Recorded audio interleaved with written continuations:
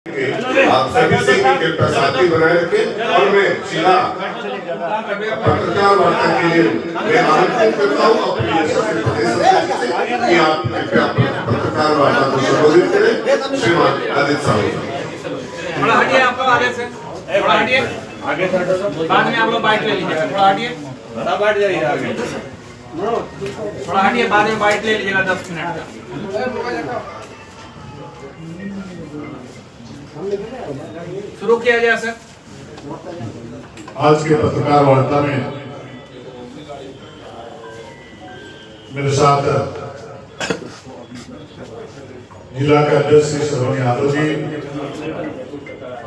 पूर्व प्रदेश अध्यक्ष और इस क्षेत्र के जनप्रिय लोकप्रिय सांसद रहे आदरणीय PM सिंह जी, इस क्षेत्र के लंबे समय से सेवा करने वाले जनप्रिय लोकप्रिय युवा विधायक श्री राज सिन्हा जी, भाजपा झारखंड प्रदेश के मंत्री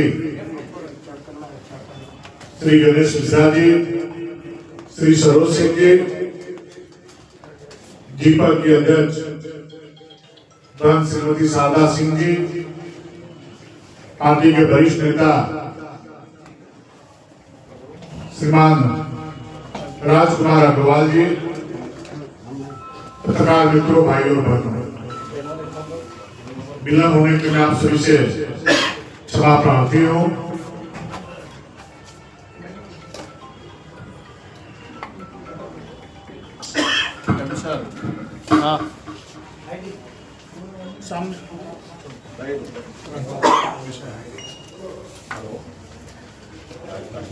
जैसा कि आप सभी जानते हैं कि 2018 में जब भारतीय जनता पार्टी के नेतृत्व इस राज्य में सरकार चल रही थी और मुख्यमंत्री के रूप में श्री रघुवर दास जी इस राज्य के लोगों की सेवा करने का काम कर रहे थे, और उस समय जब नगर निकाय के चुनाव हुए थे, दलीय आधार पर चुनाव हुआ और सिंबल आधारित चुनाव था। 2023 में चुनाव होना था, लेकिन वर्तमान में चलने वाली राज्य की सरकार कांग्रेस के समर्थन से झारखंड मुक्ति मोर्चा की चलने वाली सरकार, जैसा कि लोगों का स्वभाव रहा है कि झारखंड को बेच करके खरीद करके दोनों पार्टियां यहाँ की जनता की गाड़ी कमाई को लूटने का काम किया था, एक एक लोगों का मान और सम्मान को बेचने और खरीदने का काम किया था। लेकिन झारखंड में दुर्भाग्य का ये दोनों पार्टियां मिलकर इस राज्य में सरकार चला रही है और इनके मन मस्तिष्क से दूर दूर तक कहीं नहीं दिखाई पड़ती है कि झारखंड के लिए, झारखंड के लोगों के लिए एक कल्याण का काम करने का कार्य करें। 2023 से 2026 तक अप्रत्यक्ष रूप से नगर निकाय क्षेत्रों में, नगर पंचायत क्षेत्र में, नगर परिषद क्षेत्र में पदाधिकारियों के माध्यम से इन सारे जगहों में प्रत्यक्ष रूप से शासन करने का काम किए और पदाधिकारियों के माध्यम से जनता की गाड़ी कमाई को लूटने का काम किया। चूंकि दोनों दल के अंदर से डरे हुए समय में और भारतीय जनता पार्टी के कार्यकर्ताओं के दबाव में राज्य की सरकार चुनाव कराने पर मजबूर हुई। अगर देखिए हमारे कार्यकर्ता 4800 क्षेत्र में आंदोलन नहीं करते, प्रदर्शन नहीं करते, घेराव नहीं करते, तो शायद आज भी झारखंड में नगर निकाय, नगर पंचायत, नगर निगम का चुनाव नहीं होगा। इसलिए इस पत्रकार वार्ता के माध्यम से कार्यकर्ताओं को मैं साधुवाद देना चाहता हूं, जिन्होंने झारखंड के लोगों के लिए आंदोलन के माध्यम से इस वर्तमान में चलने वाली जन विरोधी सरकार को नगर निकाय चुनाव कराने के लिए मजबूर किया। और जब दबाव में आकर सरकार चुनाव करना चाहिए तो एक षड्यंत्र किया क्योंकि इनके मन में डर है कि विगत 6 वर्षों से जिस प्रकार से इस राज्य के दोनों हाथों से लूटने का काम किया है, विकास के काम ठप किए हैं, लॉ एंड ऑर्डर ध्वस्त है, बेटी बहनों की इज्जत और आबरू लूटी जा रही है, अपराधियों का समानांतर सरकार इस राज्य में चल रहा है। और ये सरकार सोची के जरिए दलीय आधार पर चुनाव कराए, ईवीएम से चुनाव कराए। 348 क्षेत्र में जेएमएम कांग्रेस का सुपड़ा साफ हो रहा है और ये डर करके सजग करके ये दलीय आधार पर चुनाव नहीं कराया, ईवीएम के माध्यम से चुनाव नहीं कराया। ये चाहते हैं, कोशिश भी कर रहे हैं, जो दिख रहा है कि बैलेट पेपर के माध्यम से चुनाव करा करके अपराधियों के माध्यम से हम लूट करने का काम करें, घपला और घोटाला करने का काम करें और भय का माहौल कायम करके एक चुनाव में जाने का काम किए। आज पूरे झारखंड में भय का साया मंडरा रहा है, भय के साथ लोग जी रहे हैं, लेकिन तब भी इस क्षेत्र की जनता समेत पूरे झारखंड की जनता इनके मंसूबे को कामयाब नहीं होने देंगे और बैलेट के आधार पर भी चुनाव कराएंगे और करा रहे हैं तो झारखंड के एक एक लोग, एक एक जनता, इन क्षेत्रों में रहने वाले लोग इस दिक्कत की सरकार को, इस मंसूबे को फेल करने का काम करेंगे। मैं एक दो उदाहरण आपको देना चाहता हूं किस प्रकार से भय का माहौल में झारखंड के लोग जी रहे हैं। मैं चाईबासा का उदाहरण दे रहा हूं। चाईबासा जिले में चक्रधरपुर एक जिला है, वहां पर हमारे विजय सिंह गगराई जी चुनाव लड़ रहे हैं, मेरा अधिकृत प्रत्याशी। उनको इंस्टाग्राम से, सोशल मीडिया के माध्यम से धमकी दी गई। हमने प्रातः काल वहां के एसपी से और डीएसपी से बात करने का काम किया कि कैसा शासन प्रशासन तुम वहां पर चलाने का काम कर रहे हो। खुलेआम देखिए, आप भी देख लीजिए, क्या लिखा हुआ कि विजय सिंह नगराई ज्यादा उछलो नहीं, जिस दिन चेयरमैन बन गया तो रिजल्ट के दिन ही तेरा फुल मर्डर होगा। क्या भय का माहौल है। अभी धनबाद में आए थे, जानकारी मिली कि यहाँ के प्रख्यात चिकित्सक डॉक्टर नील कुमार को कुख्यात अपराधी उनके घर के दरवाजे पर पर्चा साधने का काम किया है। भय के साए में उठाकर परिवार उस क्लिनिक को बंद करने का काम किया, उसे फिरौती मांगने का काम किया।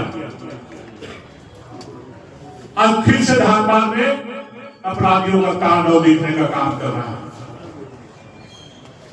है। इसीलिए राज्य अलग किया गया था कि अपराधियों का जिस प्रकार से 2000 से पहले तो जंगल राज को झारखंड बहुत तेजी के साथ बढ़ा था, बिहार बढ़ा था, फिर उसी में ले जाना चाहते हैं झारखंड को। ये धनबाद के लोगों को विचार करने की जरूरत है।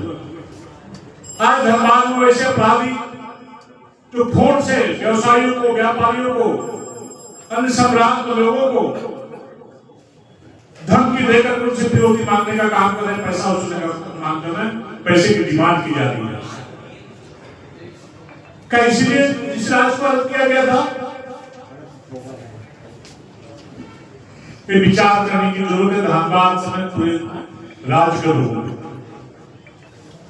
आज जो धनबाद में चारों तरफ सड़कें दिख रही, चौड़ी चौड़ी विकास के जो काम दिख रहे हैं, वो नरेंद्र मोदी जी की देन है, भारतीय जनता पार्टी की देन है। आज जो सड़कें बन रही है, आज जो विकास के काम हो रहे हैं, भारतीय जनता पार्टी के नेतृत्व में केंद्र में सरकार चल रही थी, राज्य में सरकार चल रही थी। उसी का परिणाम था कि धनबाद में विकास के अनेकों काम हुए।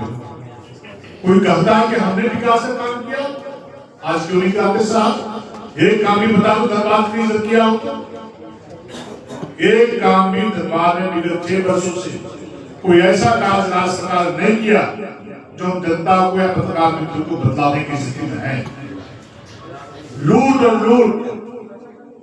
लूट मची हुई है, हत्याएं हो रही है, डकैतियां हो गई, 3 डाकू व्यापारी हो गए, दुकानों की शहर में बंदूक के नोक में डाके डाले जा रहे हैं, रांची जैसे राजधानी डाके डाले जा रहे हैं, बच्चों का अपहरण हो रहा है।